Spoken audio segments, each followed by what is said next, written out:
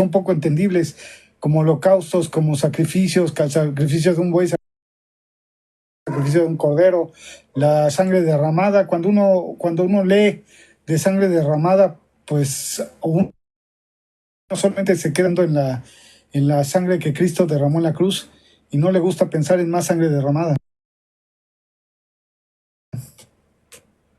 Sí, es que hay un contexto, la Biblia tiene un contexto establecido de una revelación de la obra de Cristo. A veces lo que la gente no ha entendido es cuál es el propósito mismo de la Escritura.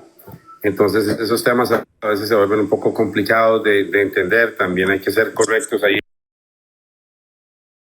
en reconocer que a veces hemos sido un poco lerdos para leer la Escritura, me explico. Y cuando tenemos ese contexto de que hemos tardado un poco en leer la Escritura, también nos cuesta más entender los detalles. Permíteme para poder girar la cámara. Estoy buscando como si en ese formato me deja girar la cámara un momento. Sí, no te preocupes, adelante, con toda calma.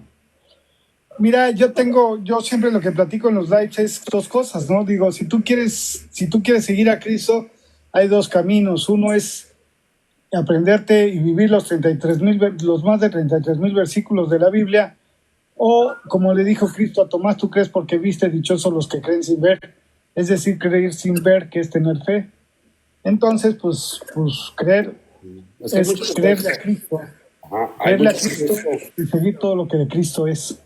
Sí, hay mucho contexto ahí, una forma en que la gente termina de creer, porque también recuerda que la Escritura dice, el que crea en mí como está escrito de mí.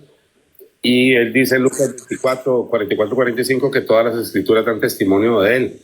Entonces ahí hay un par de detalles. Déjame nada más acomodar la cámara. Dame un segundo, ya iniciamos con forma. Disculpa el retraso. Un minuto nada más. No te preocupes, yo mientras sigo platicando. Entonces, cuando hablamos de creer en Cristo, es creerle a Cristo, aceptar lo que es de Cristo es su iglesia, su evangelio, su madre. Es la forma más fácil de estar con Cristo. La otra, la más complicada, es aprenderse 33,000 versículos de la Biblia y seguirlos. Adelante. Sí, realmente son 32,325 y es muy importante. Pareciera que es complicado, pero verás que también a veces él pone querer como hacer por su buena voluntad y hay un propósito en poderlos leer y entenderlos. Tal vez a veces la gente cree que es por el propósito del conocimiento mismo, no, es un propósito de poderlo compartir con las personas. Ya tal vez cuando uno lo lee y se expone, vas viendo que no es tan difícil. Realmente hay un trazo, la Biblia tiene un trazo muy ordenado, que cuando vas entendiendo los textos de cuál es el propósito, el mismo libro te inspira a irlo leyendo más y irlo aprendiendo, y eso no modifica tener una fe en Jesucristo. A veces es útil para poder compartirlo con las demás personas. Es parte, no te hace ni más ni menos. Yo eso sí, no se lo digo a nadie. El leer más la Escritura, leerla menos, no te hace más, pero sí te ayuda a poder tener un entendimiento más claro cuando lo trazas con las demás personas. Y eso es lo que una vez comparte. Yo lo que digo a la gente es que lo que tienen que tener cuidado es no argumentar cuando no lo ha leído y tomarse el tiempo si están haciendo una referencia de leerlo para poder ver los detalles que te están planteando. Me explico, que sea el mismo libro el que te lleve a esa verdad.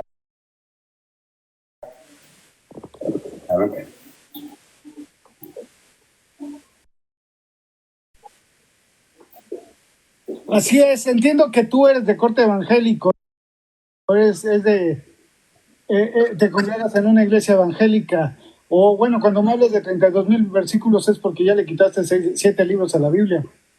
Ah, sí, no, es que en el contexto del tema de la denominación, sí, yo nací y me formé en la iglesia, yo nací en esa iglesia, mis papás desde pequeño me formaron en esa iglesia, y sí, yo manejo el contexto, sí he leído la totalidad de libros que la gente cree que están dentro del canon y todo. Lo que pasa es que la Biblia tiene reglas. Cuando vas leyendo la Biblia te va estableciendo unas reglas y un orden que ella misma establece, que muy fácilmente puedes determinar cuáles libros están dentro del orden que se trae y cuáles no, porque pareciera que es como algo que se podría determinar por los hombres, pero no, el Señor tuvo mucho cuidado en eso y los libros se van concatenando entre ellos, se van entrelazando de una forma que te dan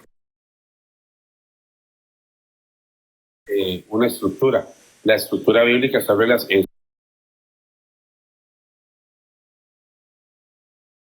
relatada en varios puntos de la lectura cuando uno va en ese orden, y cuando lo conoces fácilmente te das cuenta y me dices, mira, esto no debería estar aquí, esto algo pasa, calza o no calza, contradice o no contradice, porque la Biblia en sí no se contradice. La Biblia tiene un orden perfecto, pero es el orden que está establecido en ella, no es que nosotros le queremos dar. Y tal vez ahí es donde comienzan algunos argumentos de posiciones, pero mira, por ejemplo, cuando venía el etíope se convirtió con el libro de Isaías, y para él fue suficiente el libro de Isaías, ¿verdad? Y entonces a veces yo digo que con un versículo se puede creer a toda la verdad, y basta con negar un versículo para estar en contra de la escritura. Es un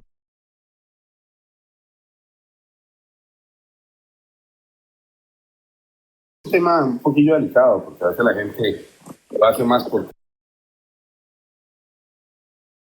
cultura, por argumento, que por verdaderamente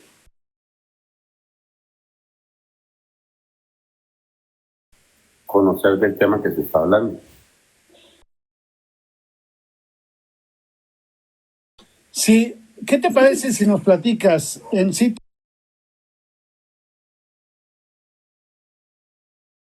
Tengo el interés de que tú platiques y en todo caso, pues estar yo haciendo preguntas. La parte, lo que entiendo que tú manejas muy bien el Apocalipsis y lo relacionas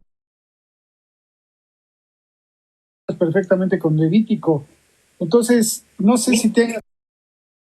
Y a ver todo el orden que estaba en Jesús, y se relacionó primero todo lo que sucedía con él en los evangelios. Los evangelios tienen un orden perfecto, las palabras que él dice son exactamente las que estaban anunciadas que se iban a decir, la forma en que lo dice, los lugares, todo. Pues basado en ese testimonio, cuando continúas leyendo, vas viendo que, por ejemplo, llegas al libro de Apocalipsis y ahí está la misma relación, el mismo orden. Por ejemplo, un detalle. Cuando se construye el templo tiene 2 velos. Entonces, te va a explicar la Biblia que cuando Jesús muere se rasgó el velo del templo y se abre a la mitad del templo. Pero cuando llegas a Apocalipsis, te dice que ahora se va a correr el velo. La palabra Apocalipsis significa develar, quitar el velo. Entonces, la gente pasa por alto ese detalle y cuando ha leído dice, mira, habían 2 velos. Ya yo sé que se quitó uno, porque cuando Jesús murió, la Biblia dice expresamente que cuando él murió se rasgó el velo a la mitad. ¿Cuándo la Biblia quita el siguiente velo? En Apocalipsis. Entonces, cuando corren el velo y conoces, por ejemplo, el orden de lo que está en el templo, comienzas a ver que Apocalipsis está escribiendo lo que está en el templo. Exactamente en el orden, te habla de la multitud vestida de blanco, en Levítico te va a hablar del templo, te dice quién está vestido blanco, qué tiene que haber dentro del templo, entonces él ve un candelero y comienza a ver todos los detalles, y cuando ya leíste, por ejemplo, Levítico en orden, mira, sí, había un candelero y ahí estaba una multitud vestida de blanco, y no lees por leer, sino comprendes lo que estás leyendo, te das cuenta que está completamente relacionado. Por ejemplo, en Levítico 23, que comienza a hablar de las fiestas que el pueblo de Israel tiene que representar antes, que se cumplen en él. Ya sabemos que él ya las cumplió por nosotros, pero estamos entendiendo las cosas en él, no en nosotros. Entonces te comienza a hablar, por ejemplo, de cosechas de mies y cosechas de uvas. Cuando vas a Apocalipsis capítulo 14, te habla de cosechar la mies y cosechar las uvas. Entonces, cuando comienzas a leer en orden, vas viendo que está ordenado, que está correlacionado lo que se está diciendo y que no puedes entender el libro de Apocalipsis si no lees Levítico, porque no tendrías la estructura de lo que está pasando. ¿Me explico? El libro de Levítico te explica el por qué. Por ejemplo, ¿quién va a tener vestiduras blancas? ¿Para qué van a tener las vestiduras blancas? Y en Apocalipsis, él, en cumplimiento de la ley, te dice, yo te doy vestiduras blancas. Entonces, mira, él está cumpliendo la ley, no la está quitando. No tienes que, es por fe, como decías antes, completamente por fe. Tienes el derecho a que él te dé las vestiduras blancas porque él lo estableció, pero tienes que entender de dónde viene la promesa que él te hace. Él toma todo lo que estaba establecido y te lo entrega. Yo te voy a dar las vestiduras blancas, te voy a dar el derecho que estés en este lugar, te voy a dar el derecho que entres, te voy a recoger como trigo. Y él comienza a decir todo exactamente lo que la ley dice con relación a él. Y él siempre viene hablando en esos términos. Por ejemplo, es como en el sacrificio. Todos hemos entendido plenamente que Jesús es el Cordero de Dios, pero él dice, mi yugo es fácil y ligera mi carga. Ese representa como el buey. Cuando lees en Levítico hay un sacrificio que está unido el Cordero con un buey. ¿Por qué? Porque él murió voluntariamente como buey. Él dice, nadie me quita la vida, yo la doy. Pero como cordero, el cordero lo tiene que escoger el pueblo. Él no te está mostrando solo la muerte del cordero, te está mostrando el sacrificio de expiación pleno. Pero nosotros, por no haber leído el texto, creemos que el sacrificio de expiación solo es la muerte del cordero. Y es válido. El cordero es parte de ese proceso, pero no es el entendimiento completo. ¿Qué es lo que nos ha pasado ahí? Que hemos comenzado a hacer doctrinas para pegar parches. Como no entendemos por qué lo dice, cuando leemos en el texto y nos preguntan, nosotros analizamos y pensamos cómo podemos explicarlo, pero no hemos ido a leer. Entonces, por ejemplo, dice, qué contradictorio. Él dice que él da la vida y nadie se la quita. Pero en un momento, por ejemplo, viene y dice, ustedes mataron al dador. ¿Por qué son los textos? Entonces vas y lees en Levítico y se va. Vas a hacer una ofrenda voluntaria, de paz, de reconciliación. Entonces él dice, voluntariamente, nadie me la quita, yo la doy. Y él le dice, y vas a tomar del pueblo un cordero que el pueblo elija. Y cuando está con Pilatos, ellos dicen, Jesús, Jesús, y lo eligen ahí como cordero. Entonces, en un texto te dice una cosa, él nunca se contradice. ¿Qué es lo que pasa? Que nosotros queremos resumirlo en un solo tema. Y a veces ese ha sido el problema. Entonces, cuando vienes leyendo Levítico en orden, que es como la estructura, te das cuenta, por ejemplo, las posiciones que él tiene con relación al trono, en Levítico te lo dice. En Levítico el sacerdote tiene que sacrificar el cordero, ponerlo a la derecha, pero también tiene que poner de la sangre del cordero sobre el asiento y al frente del asiento. Entonces en un texto te va a decir que Jesús está a la diestra, en otro te dice que está sentado en el trono y en otro te dice que está frente al trono. ¿Son mentiras? No, todos son verdad, pero ¿qué te está explicando? ¿Lo que quieres entender o lo que estaba determinado en él? Entonces, cuando comienzas a leer todos estos textos y a entender ese orden, comienzas a ver, mira, él está hablando de lo que estaba establecido. Permítame un segundo nada más para arreglar algo aquí.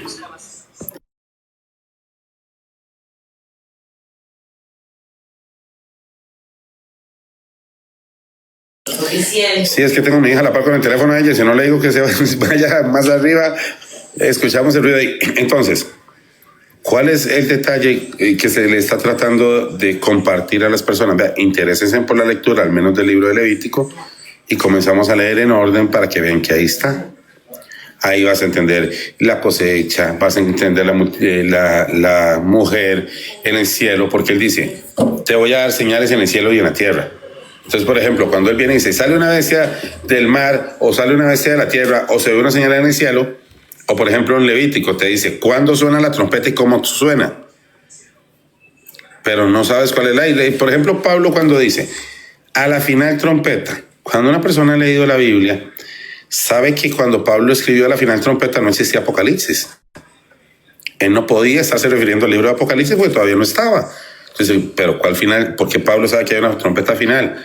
Bueno, cuando vas a Levítico 25 y ves el orden de las fiestas desde el capítulo 23 hasta el 25, él te dice que hace un ciclo, comienza a contar semanas de días, después cuenta semanas de años, semanas de semanas, después semanas de años, y comienza a establecer todo un orden en el conteo que lo desarrollan todos.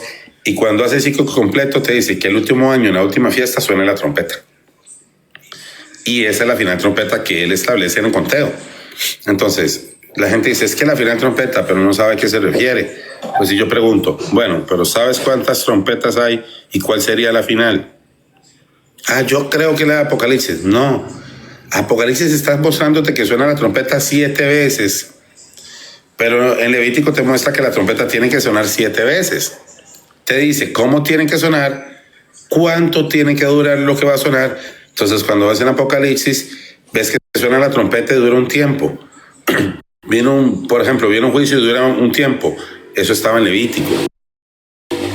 La correlación es exacta, es perfecta. La relación entre Apocalipsis y Levítico es palabra por palabra, texto a texto. Por ejemplo, en Levítico te habla de las primicias, después avanza y te habla de la cosecha, y después de la cosecha de las uvas. Cuando lees todo el capítulo 14 de Apocalipsis, te habla de lo mismo. Te habla primero de presentar una ofrenda de primicias, después te explica cómo recoger toda la cosecha, y después te explica de una cosecha de uvas. ¿Por qué no entendemos el capítulo 14 de Apocalipsis? Porque llegamos sin leer el texto y nos toma por sorpresa porque quisiéramos interpretarlo, pero no entendemos. En Levítico, por ejemplo, él habla que él va a descender desde la nube, y en Apocalipsis te dice que él viene desde la nube. ¿Qué es Apocalipsis? El cumplimiento de lo que falta por cumplir en la obra de él, ordenado. Adelante. Te interrumpiste un momento, se desfasó un momento. Por favor, regrésate un minuto. Sí, lo que te decía es que hay una correlación. Por ejemplo, él viene desde la nube con vestiduras teñidas en sangre. Cuando lees el sacrificio, capítulo 16 de Levítico, te habla ¿qué hace el sumo sacerdote? Él entra, presenta el incienso y hay una nube, pero él tiene que poner sangre sobre sus vestiduras. Presenta el sacrificio y vuelve a salir a presentarse al pueblo. Y viene desde la nube hacia el pueblo. Entonces, cuando Pablo te dice que así como lo ven entrar en la nube y salir de la nube, así lo van a venir, no entiende de qué nube se refiere. Y ya te lo había dicho en Levítico cuál es, porque en Hebreos te dice que es figura y sombra. ¿Qué es una figura y sombra? Te da como el modelo y la sombra, pero la luz se la da Cristo. Entonces la gente, usted le pregunta a un creyente, dígame una cosa, ¿por qué Cristo viene con las vestiduras teñidas en sangre? No saben responderte. ¿Por qué Él se manifiesta de una nube? No saben. Y la Biblia te explica todos esos detalles. Te dice cuál es el orden, cómo se va a cumplir el proceso. Un segundo.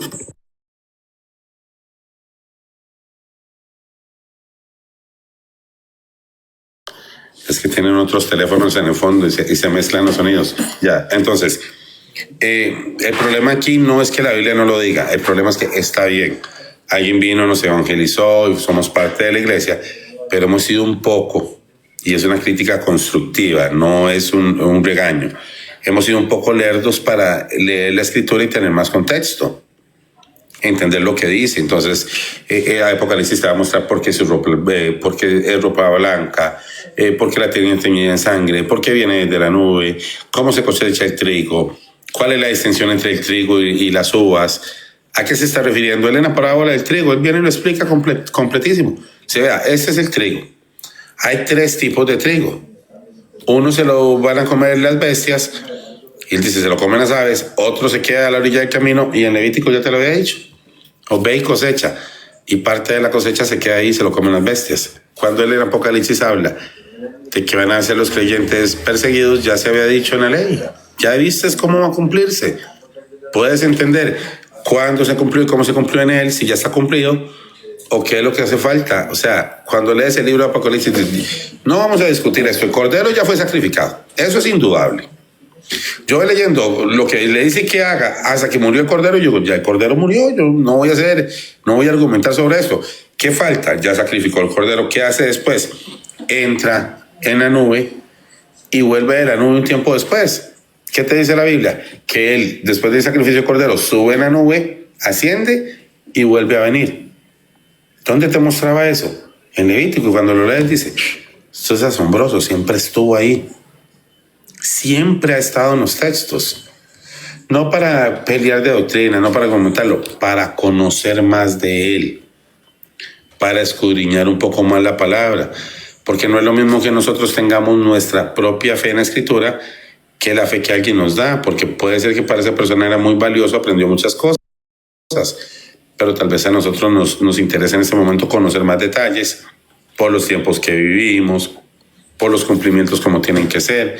Entonces, cuando comienzas a verlo, te das cuenta que hay una orden. Por ejemplo, hay conteos de tiempo. Cuando aplicas el conteo de tiempo que él estableció en Levítico, te das cuenta que ese tiempo siempre ha estado establecido. Eso nunca ha cambiado. Él nunca ha dejado de contar el tiempo como él lo cuenta. Nosotros no hemos aprendido a ver cómo él ve el tiempo, cómo él ve las señales. Por eso Jesús les recomendó, lean las Escrituras.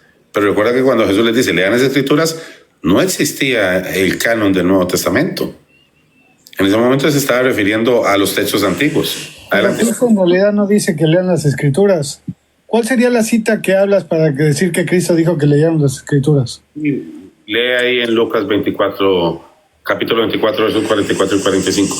¿Qué dice qué? Él le dice que la ley, los salmos y los profetas dan testimonio de él y que era necesario que se estudiara todo. Y después en otro texto le dice escudriñar.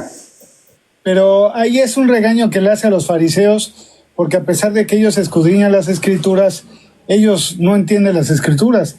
Rechazan a Cristo como ser parte precisamente de la salvación, de la vida eterna. Ellos dicen, ustedes escudriñan las Escrituras porque en las Escrituras encuentran la vida eterna, pero yo soy parte de la vida eterna y ustedes no me aceptan. Él lo dice así, escudriñad las Escrituras, porque a vosotros os parece que en ellas está la vida eterna, y ellas son las que dan testimonio de mí. Y entonces, precisamente es lo que le está diciendo a los fariseos. Es que en la Biblia es Lucas lo que él dice, lee este texto, Lucas 24, del verso 44 al 45. Es muy interesante lo que él dice ahí. Y es lo que yo le digo a la gente, okay, es por lo que entendamos. Porque a veces leemos por leer, pero cuando analizamos lo que se está diciendo nos va a confrontar y nos va a llamar mucho la atención. En el verso 44-46 les dijo, estas son las palabras que os hablé estando con vosotros, que era necesario que se cumpliese todo lo que está escrito de mí en la ley de Moisés, en los profetas y en los salmos. Entonces les abrió el entendimiento para que comprendiesen las Escrituras. Y les dijo, así está escrito, y así fue necesario que Cristo padeciese y resucitase a los muertos al tercer día, y que se predicase en su nombre el arrepentimiento y el perdón de pecados a las naciones. Y él comenzó a decirle, cuando ellos discutieron en Juan capítulo 5, él le dice que pone a las Escrituras por testigo de lo que dicen de él. Entonces, yo entiendo, él está aclarando un tema, pero yo tengo este punto. A mí me interesan todas las palabras que él dice. Si él dijo ahí, ellas son las que dan testimonio a mí, yo me vuelvo a leer cuál es el testimonio. Porque literalmente las Escrituras no decían un Cristo. Pero ¿qué anunciaban las Escrituras en la ley? Un cordero, un sacrificio, un templo. El templo que se construyó, una edificación otra vez. Entonces cuando yo no tengo problema, o sea, yo no voy a imaginarme cómo murió el cordero. Yo quiero saber qué estaba establecido para el cordero y qué se cumplió en Jesús. Entiendo yo tu punto, sí entiendo muy bien tu punto de lo importante que es leer las Escrituras, pero no es parte de la recomendación de Cristo, porque Cristo solo dice, yo les hablo a mis ovejas me escuchan y me siguen. No, Cristo pero le dijo, hay un tema que es muy, muy importante y tienes que ver el momento en que le dice, el que crea en mí, como dicen las Escrituras. O sea, él no te manda a creer como quieras. Pero espérate, analicemos este tema un momento. El que cree en mí, como dice la Escritura, ¿cuál Escritura lo dice? El Antiguo Testamento. Pero imagínate que a veces él dice, como dice la Escritura, nosotros no sabemos. Entonces, este es el punto. Yo tengo este punto. Cuando te interesas por las palabras que él dice, no para argumentar, sino para entenderlo más, entre más lo estudias, más vas a entender, más vas a ver. No, claro, por eso te digo, me queda muy claro tu punto. Lo importante del estudio de las Escrituras, lo importante de aprender la palabra de Dios, eso es súper importante, ¿no? Ahora, tal vez por eso yo resalto mucho la parte de la fe, ¿no? O sea, Cristo dice, el que me oiga y me sigue, el que me escucha me sigue. Entonces Cristo le dice a Tomás, tú crees porque viste, dichosos los que creen sin ver. Sí, entonces Cristo nos invita a creer, a creer. Ahora, el estudio de la Escritura ya más profundo, sí, y tienes toda la razón, es muy importante entender Escritura, porque no es fácil aprender Escritura, no es fácil, mucho menos pensando en la sola Escritura. Si tú te quedas en sola Escritura ya estás pelas, porque la sola Escritura no te saca de problemas, no te saca de la interpretación, o sea, no te da la interpretación. Entonces, sí es importante. Y ahora que yo descubrí algo, en ese orden de lectura, yo antes, y yo creo que yo eso lo respeto a las personas porque yo creo que son etapas. Yo pasé por esa etapa de buscar entendimiento de forma adicional, pero también cuando se vino la lectura yo entendí que no podía buscar entendimiento de forma adicional para un libro que no había leído. Entonces me propuse leerlo. Yo me propuse leerlo, lo leí un par de veces como quien lee una revista. Y vas pasando la página y recordaba algunas historias y vas pasando. Con el tiempo volví a leerlo otra vez y fui avanzando en la lectura y poniendo la atención a los detalles. Y viendo qué me pasaba cuando lo iba leyendo, que iba recordando lo que estaba escrito. Y para mí era muy normal ver una referencia de algo que Jesús diría, porque yo recordaba dónde estaban los textos, lo que él había dicho. Cuando leí la tercera vez que la leí, dije, no, aquí hay detalles que yo dejé de ver las primeras veces y no lo he visto. Voy a volverlo a leer. Y otra vez. Y me mantuve, digamos, en un ciclo, las terminaba, las volvía a leer, las terminaba. Y cada vez iba relacionando más el orden y pasaba viendo los detalles. Digamos, iba leyendo y todo lo del Cordero y iba entendiendo. Y esto no, pero Dios también dijo lo del sacerdocio, lo iba entendiendo y le ponía atención a las cosas que él decía y se comenzó a relacionar. Me había pasado... Te hago una pregunta con respecto al sacerdocio. ¿Dónde está estipulado el sacerdocio en el Nuevo Testamento? ¿O el sacerdocio del Nuevo Pacto? Cuando lees en Hebreos 9 dice que tenemos tal sumo sacerdote 9:11 que traspasó los cielos para presentar el sacrificio. Dice que él presentó su propio sacrificio. Todo el capítulo 9, 10 y 11 de Hebreos te lo va a explicar, pero leyéndolo. Es que una cosa es pasar por un verso y otra cosa es que digas, ¿por qué dice esto? ¿Por qué dice este detalle? ¿Por qué él explica que Cristo es el sumo sacerdote que presenta su propio sacrificio? O sea, estamos entendiendo lo que nos está diciendo. Entonces, yo vuelvo a revisar los detalles y digo, mira, por ejemplo, él viene diciendo que era necesario que todo sumo sacerdote intercediera por los pecados de ignorancia del pueblo. Eso es Hebreos 9:7. Y Jesús cuando está en la cruz dice, Padre, perdónalos porque no saben lo que hacen. Cuando escucha sus palabras dice, está pidiendo un perdón por la ignorancia. Y el sacerdote tenía que pedir una intercesión por los pecados de ignorancia del pueblo. Dice, mira, él lo está haciendo, pero tal vez yo estaba haciendo un dogma en mí. Bueno, no importa, el dogma dejémoslo de lado. Yo le digo a la gente, dése la oportunidad de conocer la Escritura, lo que Jesús hizo y lo que dijo, como él se lo quiere mostrar. Y si a veces nos confronta con algo que no hemos entendido, si tenemos un conocimiento en el de la Escritura, que yo te puedo decir ahorita, mira, yo entiendo que Jesús dijo esa oración ahí porque él tenía que hacerla, y para mí es más fundamental que la Escritura me explique ese orden de cómo está establecido, que no yo quiero hacer un estudio que nunca llegue al texto. ¿Me explico? Entonces, a veces pasa, hay cosas, y yo no te lo voy a negar, hay cosas que yo tenía doctrinas de la iglesia que venía, que cuando la leí, aunque viniera a ver una iglesia, yo puedo renunciar a ellas por entender la verdad. Porque pero dentro de esa verdad, ok, hablas del sacerdote supremo, de Cristo, que él se sacrifica y él es el sacerdote supremo, pero y el sacerdocio del nuevo pacto, ese cómo está estipulado en la Biblia, en el Nuevo Testamento. Es lo que no hemos leído. Vea cuando la gente no ve los detalles. Por ejemplo, ya no es un sacerdocio según el orden levítico, ya no tienes que ir al templo de piedra ni tienes que presentar corderos, está claro. Pero comienza a darte unas explicaciones en textos de es que ustedes son el templo. Ellos antes tenían que buscar un templo de piedra, pero ahora nos dice, ustedes son el templo. Antes ellos tenían que circuncidarse la carne, pero él dice que él va a circuncidar nuestros corazones. No te está cambiando lo que dice, lo que te está explicando es cómo lo hizo él, ¿me explico? Entonces, bueno, yo no me preocupo. ¿Cómo? Una oración, Señor, circuncida mi corazón para amarte, como dice el texto. Y yo sé que si alguien me dice, usted se tiene que cortar el prepucio, yo le digo, no, a mí Jesús circuncida mi corazón. Yo estoy claro en eso, yo no voy a volver atrás.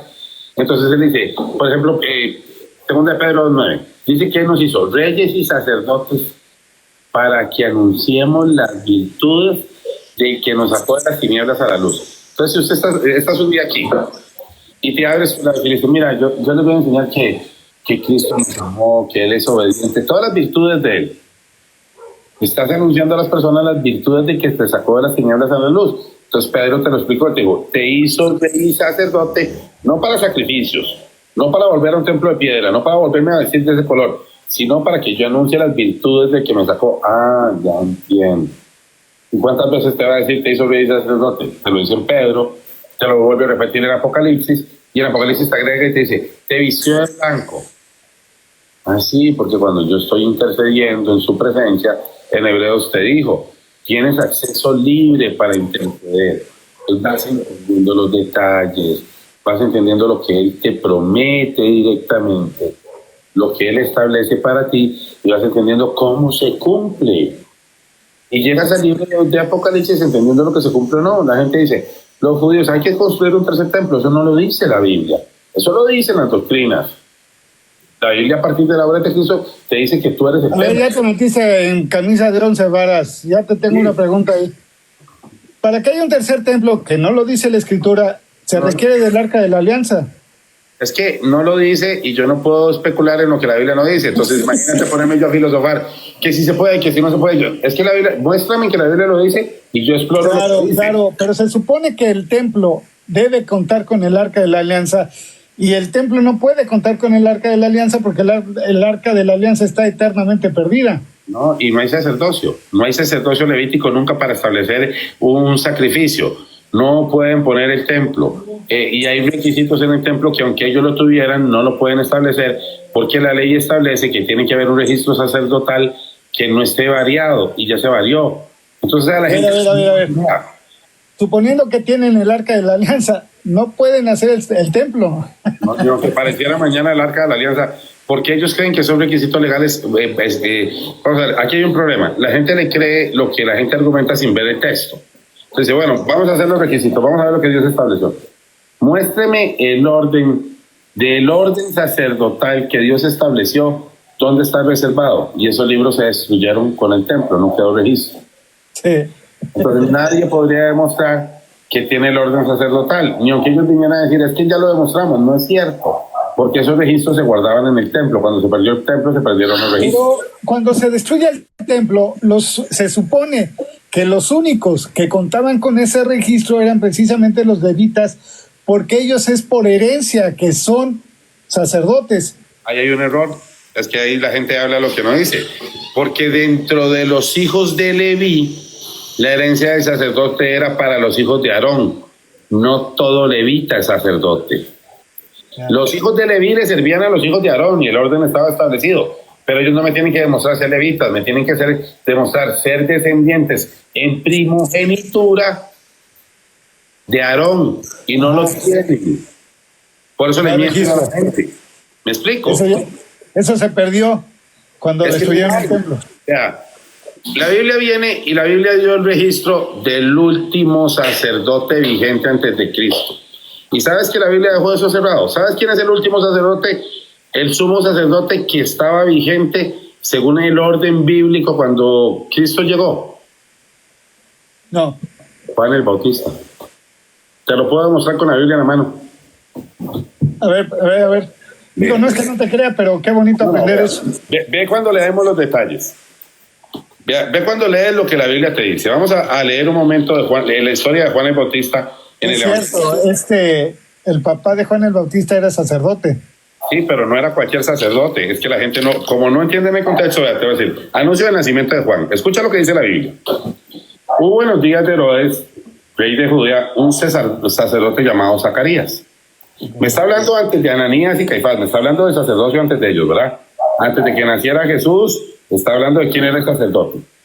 Entonces, llamado Zacarías, de la clase de Abdías. En Crónicas se explica que es la clase de Abdías. O sea, él era descendiente de Aarón. dice de la casa de Abías, y su mujer era de las hijas de Aarón. O sea, Zacarías y Elizabeth eran, como quien dice, pura raza sacerdocios, originales, sangre pura. Ok. Y se llamaba Elizabeth. Ambos eran justos delante de Dios y andaban irreprensiblemente en todos los mandamientos y ordenanzas del Señor. Pero no tenían hijo, porque Elizabeth era estéril y ambos eran ya de edad avanzada. Aconteció que ejerciendo Zacarías el sacerdocio delante de Dios, según el orden de su clase, conforme a la costumbre del sacerdocio, si no conoces cuál es la clase y la costumbre, ya vas mal, le tocó ofrecer el incienso entrando en el santuario del Señor. Pero ¿qué dice la Biblia? ¿Quién era el único que entraba en el santuario a ofrecer incienso? El sumo sacerdote. Porque el altar del incienso estaba en el lugar santísimo, te lo explica en Hebreos, capítulo 9. Entonces Zacarías nunca, por ley, podía entrar a presentar el incienso donde le tocaba si él no estaba ejerciendo el sumo sacerdocio. Como Zacarías está ejerciendo el sumo sacerdocio, no tiene herederos. ¿Quién es el único heredero del sumo sacerdocio después de Zacarías? Juan. O sea, sería hijo, pero no tenía heredero. No, pero cuando nace Juan, ¿quién es el heredero de Zacarías? Juan el Bautista, claro. Pero Juan no tuvo hijos cuando murió. No, okay. Terminó el sacerdocio ahí. La Biblia te está demostrando que ya cuando Cristo llegó, ya después de Cristo no se cuentan más descendientes. Ellos pueden inventar lo que quieran, que lo tienen, pero el registro de la Biblia los deja borrados porque dice, bueno, muéstrame el descendiente del hijo de Juan el Bautista. Claro. No lo tienen, porque la Biblia deja cerrado ese tema y inicia el proceso en Jesús. Entonces la gente viene y dice, pero ellos tienen un levita. Pueden tener 100 levitas. Es que los levitas no son el sacerdote. El sumo sacerdote es descendiente de Aarón. Dentro de todos los hijos de Leví, toma la línea de Aarón y el resto de hermanos le sirven al sumo sacerdote, pero no son sacerdotes. Levita no es sinónimo de sacerdote. No. De los levitas salían los sacerdotes de acuerdo a la línea de Aarón. Ajá. Y solo por descendencia de primogenitura. Muy difícil entender. No, pero está en la ley. Cuando lo lees, le pones atención. Claro que está en la ley, claro que está en la ley, pero para que esté en la ley, para entender la ley hay que entender tantísimas cosas, ¿no? Muy difícil de entender. Ahora sí que es cosa del Espíritu Santo que uno puede empezar a entender eso. Es bien difícil, por eso a mí me pareció muy interesante platicar todo eso.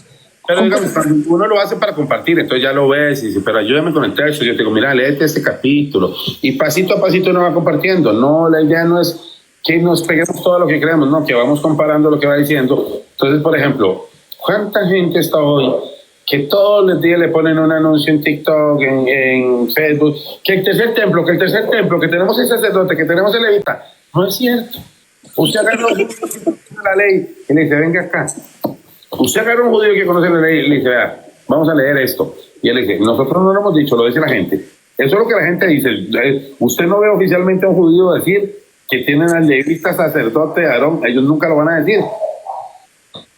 Ellos están diciéndole y pidiéndole al Señor que levante un nuevo sacerdocio. La Biblia dice que no va a haber un nuevo sacerdocio porque el de Cristo, ¿cómo es? Para siempre. ¿Cómo? Para siempre.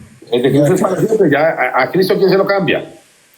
Entonces, ¿qué es lo que pasa? Que la gente le dan profecías que no son, cosas que no están en la Biblia, inventan formas que la Biblia no dice, usan las cosas para ofender. Es como este tema, yo sé que para ustedes es delicado porque lo usan mucho. La mujer adúltera en Apocalipsis.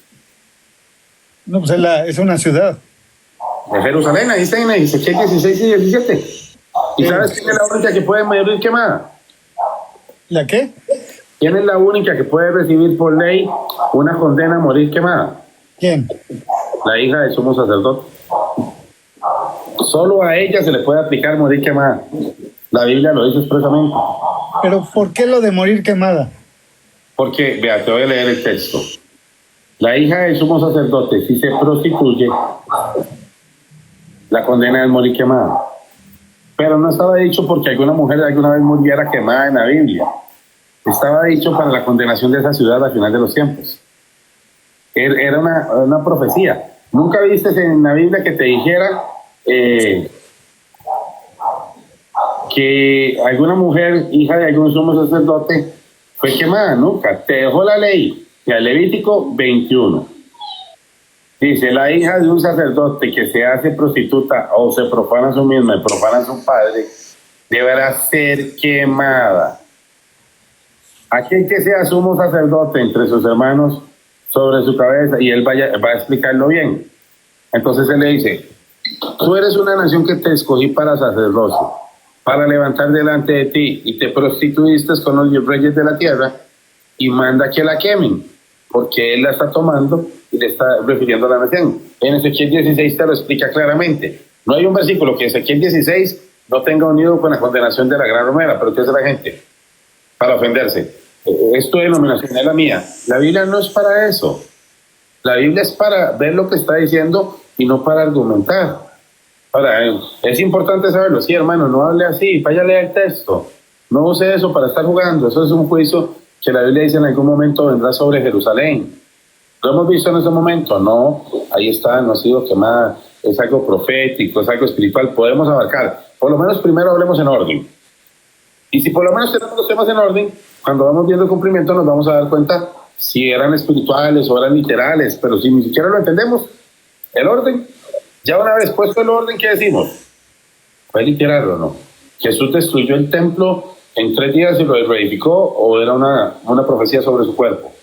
Y cuando lo ves en Jesús, no lo interpretas. Jesús le dijo algo a Jerusalén, que iba a ser cortada como higuera, pero ¿qué fue lo que sucedió? Entonces, cuando oyes lo que Jesús dice y ves cómo se cumple, no tienes error. Porque ¿quién te respalda? El testimonio de Jesús. Es Él el que te va mostrando cómo se cumple. Entonces, si te da la oportunidad de conocer y entender cómo se ha ido cumpliendo, no tienes falsas expectativas. Digamos, la obra de Jesús, en el sacrificio de Jesús, la sangre de cordero tenía que ser puesta encima del arca del pacto. La sangre de cordero de Jesús literalmente la metieron en el arca, la derramaron en el arca encima del pacto. No. Entonces, si para la muerte de Jesús no se necesitó el arca literalmente, para el regreso de él se necesita el arca literalmente. Él no se contradice. Si hubiera sido necesaria en su obra, lo usa la primera vez. Y si no lo usó la primera vez, ¿cómo me demuestran que la tienen que usar la segunda vez si ya su testimonio los contradice? Entonces, cuando vas dilucidando, ahí dice que apareció el arca. Muchachos, cuando Jesús murió y su sangre se derramó en la cruz, a pesar de que decía, en la Biblia se entiende que él mismo era el pacto, que él mismo era el arca, porque no se necesitó un arca de oro. No venga a decir que ahora sí se necesita cuando él, en el momento que nos perdonó a todos, no la requirió. Porque la Biblia te dice en Apocalipsis 19:10, el testimonio de Jesús es el espíritu de la profecía. Entonces, mira, ¿cómo sucedió con Jesús? Por eso, pero en Apocalipsis 11:19 te habla del arca del pacto de Dios. Sí, pero no te habla, pero ya Cristo te mostró que no era ahí. Ahora no viste la historia, porque la Biblia dice en algún momento que el arca se perdió, pero nunca dice que la recuperaron. Bueno, pero si te habla del arca del pacto de Dios, para nosotros los católicos el arca es María, el arca de la nueva alianza. Ya, vamos a ver. En el momento, y con todo respeto, si por ejemplo tú me dices que el arca es María, el arca era parte del proceso de sacrificio y tenía que derramarse la sangre sobre el arca. Te puedo mostrar en 16. Se cumple en María lo que estaba establecido. Yo sé que María fue un instrumento que Dios utilizó para manifestarse y que es bendita entre todas las mujeres, como él se lo dijo, pero yo sigo el orden bíblico. ¿Me explico? Yo sigo el orden bíblico, entonces yo digo, estamos en el sacrificio. ¿Dónde estaba? ¿Qué tenía que suceder? Dice que el sumo sacerdote tenía que tomar con su mano la sangre y derramarla sobre el arca. Si yo hubiese visto un cumplimiento que Jesús pone su sangre en María, yo digo, sí, está bien, yo te lo voy a dar. Yo veo el cumplimiento del sacrificio, que era el único momento que la sangre de cordero tenía acceso al arca en toda la revelación bíblica, es el momento de la cruz. Sabemos que el sacrificio fue en el momento de la cruz, ¿cierto? Sí, bueno, pero esa sangre necesariamente tenía que ser de María. No, pero es que no estás entendiendo esto. Yo estoy hablando de la sangre de cordero, yo no estoy hablando de la sangre de María. Pero la sangre de cordero es de la sangre de María. No. Yo te estoy hablando de la sangre del sacrificio del cordero. La Biblia nunca, vea, escucha esto. Cuando lees Isaías 9:6, la Biblia te dice un niño nos es dado, nacido. Pero la Biblia nunca relacionaba cómo tendría que ser la oveja que paría el cordero. Yo no te estoy hablando en eso, por eso es el tema. Cuando quieres mezclar los temas nunca se van a entender. ¿Por qué? Como cordero, la Biblia nunca me decía cómo era la oveja que tenía que parir al cordero.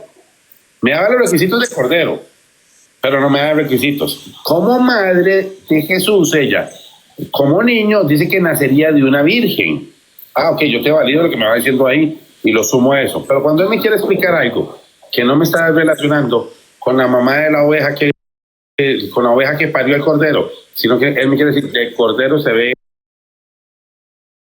esto. Yo veo lo que él me muestra. Si yo quiero unir los dos temas, primero entiendo lo que me dice y si lo... Bueno, tengo una pregunta. Cuando habla Apocalipsis 11:19 de que en el cielo se ve el arca del pacto de Dios, entonces ¿se está refiriendo a qué? Es que ¿qué había en el arca? ¿Qué había dentro del arca? El pan, el maná, la vara de Aarón y la ley. Ajá. Entonces, cuando él viene y ves el detalle de lo que había dentro de ella, que igual es una representación de Cristo, y no te niego que María hay una sombra. De hecho, tengo un amigo que nos acompaña, que él puede explicarte cómo en lo natural María cumple todo el propósito del arca en el momento en que Jesús va a nacer y se da muchas sombras, pero en el cumplimiento que es en la cruz hay una representación diferente. Cuando yo veo el testimonio, el arca es el pacto mismo y María era una promesa. La Virgen concebirá. ¿Por qué lo vas a asociar? Porque sobre la Virgen había una promesa y el arca es un pacto. Había una promesa del Señor que se cumplía a través de la Virgen, entonces lo vas a ver en la Virgen, pero el pacto es más grande. El pacto no era la Virgen, el pacto era el sacrificio del Cordero. La Virgen tiene un proceso dentro del proceso, pero en eso sí estamos de acuerdo que no es la que en definitiva le puede dar cumplimiento a la profecía. La profecía le da cumplimiento a Cristo. Pero no me estás respondiendo a qué se refiere como arca del pacto que se ve en el cielo en Apocalipsis 11:19. ¿Qué vamos a ver? ¿Qué entiendes del arca del pacto? O sea, por eso preguntaste qué contenía el arca. El arca traía el pan, el arca de la alianza traía el pan, el maná. No, y María como... Escucha esto. Hay varias etapas del arca. ¿Qué tanto la conoces? Pues cómo lo vas a hacer. El arca era un cajón forrado con oro que contenía las tablas de la ley, la vara de Aarón que reverdeció y el maná. Se le ponía una tapa y sobre el arca habían 2 querubines. Y sobre el arca se preparó algo que se le decía el propiciatorio. El propiciatorio en la traducción correcta se llama el asiento de la reconciliación. Entonces, ella tiene varias representaciones. Tiene la representación de ser un asiento donde él se sienta y tiene autoridad. Tiene la representación de ser lo que contiene adentro las señales del pacto. Tiene la representación con relación a los querubines. Entonces yo te puedo decir, María, podemos hablar de ella, que es el arca que contiene a Jesús, en la parte que contiene lo que hay dentro. Pero yo no te podría decir que María es el trono de Dios. Pero espérame, es que el arca está hecha de oro puro. María es completamente pura. Está forrada de madera. Está hecha de madera de acacia incorruptible. María es completamente incorruptible. No, espérate, es que no estás entendiendo esto. Son temas que se quedan cortos con algunas doctrinas. Vea esto. El arca es el asiento de la reconciliación. Entonces, en la cruz, Dios reconcilia al mundo consigo mismo. Pero ahí no me puedes decir que María fue el instrumento de esa. Pueden decirme que María formó parte del arca, pero no me puedes decir que María es el asiento mismo en el que Dios reconcilia al mundo consigo mismo, porque lo hace en la cruz. Si lo hubiera hecho solo en el nacimiento, yo te digo, no, me quedo callado. Pero fue necesario que viniese el sacrificio de Cristo. Pero volvemos a la respuesta, a la pregunta. ¿qué interpretas o qué entiendes con el arca del pacto de Dios, Apocalipsis 11:19? Dice, se ve en el cielo el arca del pacto de Dios. No puede ser el arca de la alianza porque es material. Es el trono. Vea, en Éxodo, y ustedes lo tienen en su propia Biblia porque es de los jubileos, 25-22, que tiene una gran traducción. Dice así, y está hablando sobre el arca, y pondrás el asiento de reconciliación sobre el arca. Ya no te está hablando solo del arca, te está hablando que esa arca tiene un asiento sobre ella. Ya ahora esa arca, después de un pacto, se vuelve un trono. Cuando lo ves en Apocalipsis, ya no la estás viendo con relación al sacrificio, ni el nacimiento, ni la muerte de Jesús. La estás viendo con relación al reinado, porque Él te lo está mostrando. Entonces, si no viste este detalle, y pondrás el asiento de reconciliación sobre el arca, y dice, y de allí me testificaré y hablaré contigo, del asiento de reconciliación. Pero el asiento de reconciliación, entonces, el asiento de reconciliación está haciendo Cristo. Por eso, tiene una plenitud. Entonces, pues, María es parte del proceso. Le das una plenitud a Cristo ahí y lo ves cumplido en Apocalipsis y se va sumando. O sea, yo no lo niego. Por ejemplo, a mí, yo soy evangélico y yo soy muy duro con la escritura. Yo soy muy duro para tratar con la gente. Y la gente me dice, María es la madre de Dios. Y la vea, si se dijo que un niño nacería, que es Padre eterno, Dios fuerte, y lo dice el profeta Isaías, yo no discuto con Isaías. Él dijo que ese niño que nacería es Dios, Padre eterno y Dios fuerte. Listo, yo no discuto. ¿Para qué yo voy a discutir el texto? Que a Dios le dio plació nacer del vientre de una mujer y la escogió él mismo. Yo eso ni se lo discuto. Yo quiero entender lo que la Biblia dice, no quiero discutir lo que dice. Lo que dice yo lo acepto. Si Dios dice que ella fue bendita entre las mujeres, yo lo acepto. Pero si en otro momento me dice que Cristo es el fundamento donde se sostiene, entonces yo digo, bueno, yo puedo validar lo que ella es en Cristo. No le puedo dar a ella el fundamento que pero le toca. Es negar que María sea el arca del pacto de Dios, pero no dices a qué se refiere con el arca del pacto de Dios en Apocalipsis. Es que entiendes el arca, o sea, si entiendes la constitución del arca, y el arca tiene varias etapas, él te dijo así, haz un cajón de madera forrado de oro. Perfecto, primer paso del arca. Sobre el cajón de madera puesto, ahora haz un dibujo de 2 querubines y un asiento. Nada tiene que ver María con los 2 querubines. Ya ahí María se quedó corta. En el cajón de madera yo te la puedo validar. Y yo te puedo decir que esa parte del cajón tiene una representación del cajón de madera que es forrado. Pero es que no fue solo cajón de madera forrado. El arca estaba elaborada por varias piezas que la complementan como un todo. Entonces, yo le digo, por ejemplo, explícame los 2 querubines de María. Ok, te voy a hacer la última pregunta. Entonces, sabemos que la Biblia se escribió de corrido, sin puntos, ni comas, ni capítulos, ni versículos. De cuando dice la Biblia que el arca del pacto de Dios se ve en el cielo, sigue que en el cielo se ve una gran señal, una mujer vestida de sol. Sí, entonces, sabemos que Apocalipsis es el libro de revelaciones, habla de presente, pasado, futuro, de muy pasado. Sí, entonces, la mujer a la que se refiere Apocalipsis 11:1, ¿quién es? La Biblia solo habla de una mujer en toda la escritura. Y es la misma. No habla de una sola mujer en toda la escritura, habla de 2 mujeres. Habla de varias mujeres, pero una mujer es Eva, otra mujer es María. No, la Biblia es así. La Biblia te representa en la escritura a través de la historia de la mujer, la condición del pueblo de Israel siempre. Te muestra un pueblo de Israel adúltero, un pueblo de Israel virgen. Tú dices, te lo voy a mostrar. Sí sé que se refiere a Israel como una mujer, pero lo que tú estás diciendo es que el Hijo de Dios vendría en el vientre de una prostituta. Dios se refiere a Israel como prostituta. Dice eso, tienes que entender lo que dice. Él habló, y si no lees todo el texto, porque ahí hay un problema.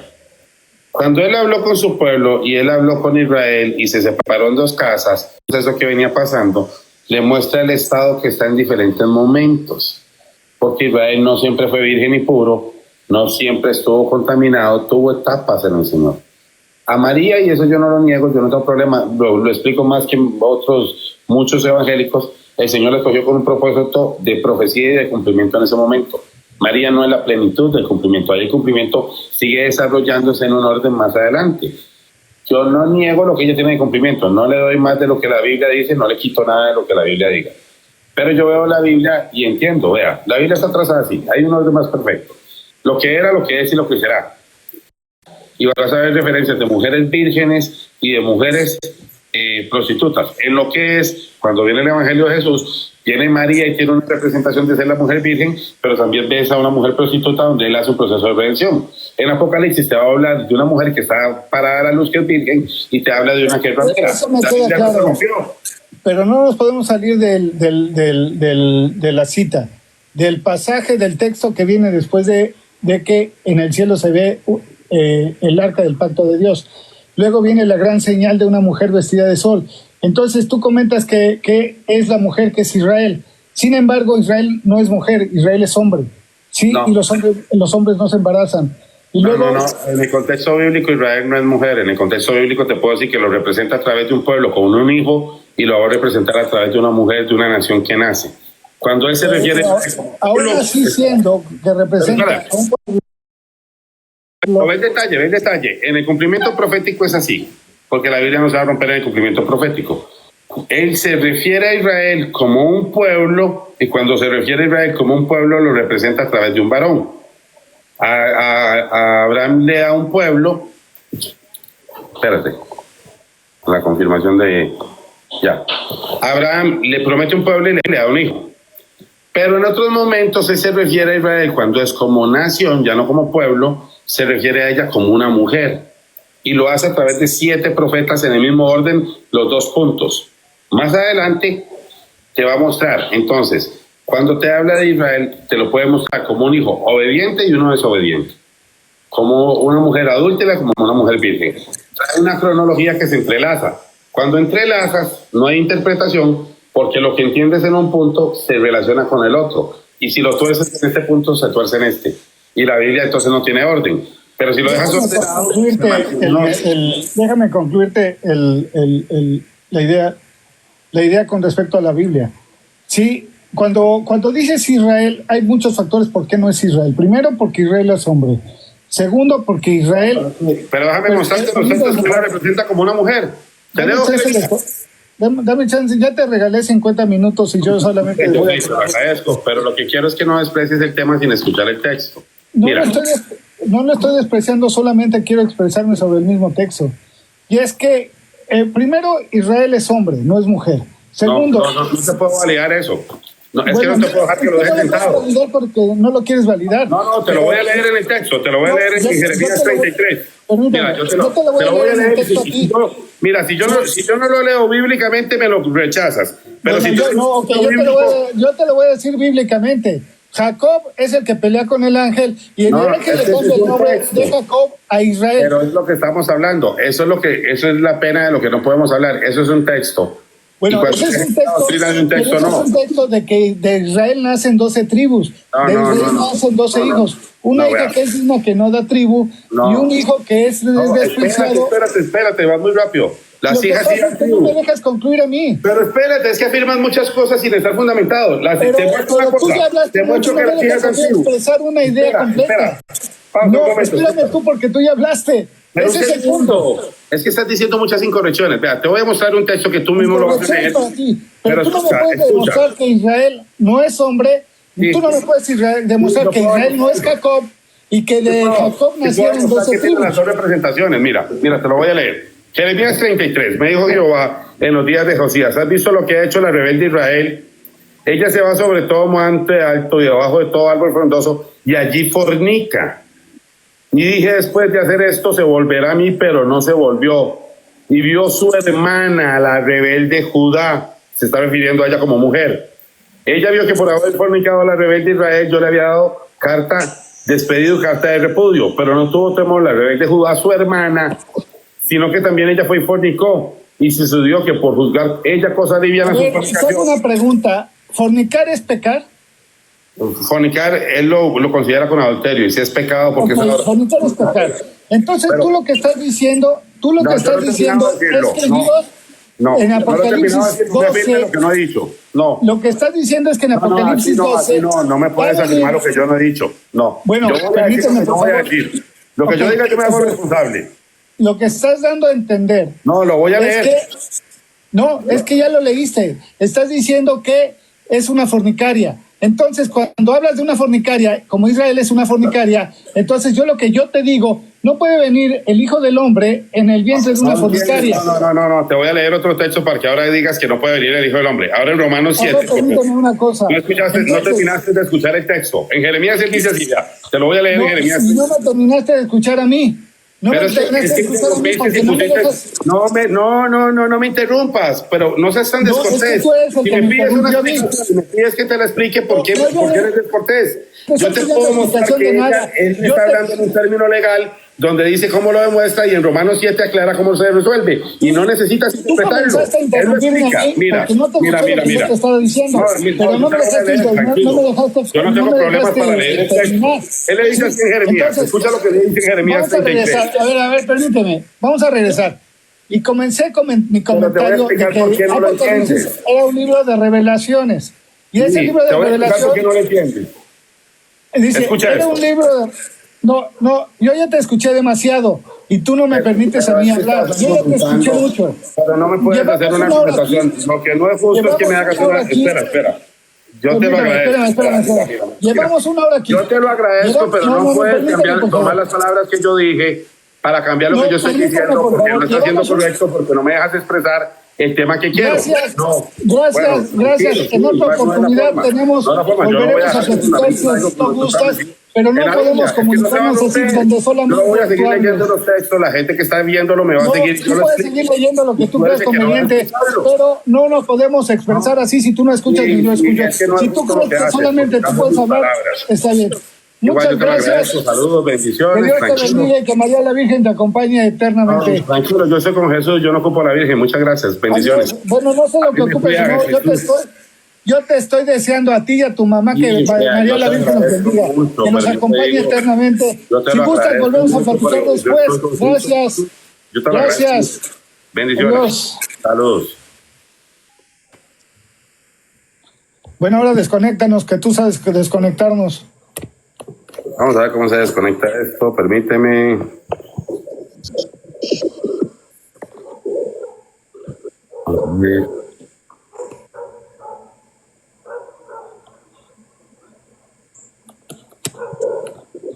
Espérate para ver cómo termina esta parte. Tú dijiste que tú sabías. Yo sé, pero no es que lo hago cada 5 minutos. Espérate para ver cuál es la acción que me da aquí. Aquí me tiene que dar la acción. Vamos a verlo. Espérate un segundo. Bueno, voy a dar por cerrado mi live y ya me vuelvo a conectar. Bueno, bendiciones.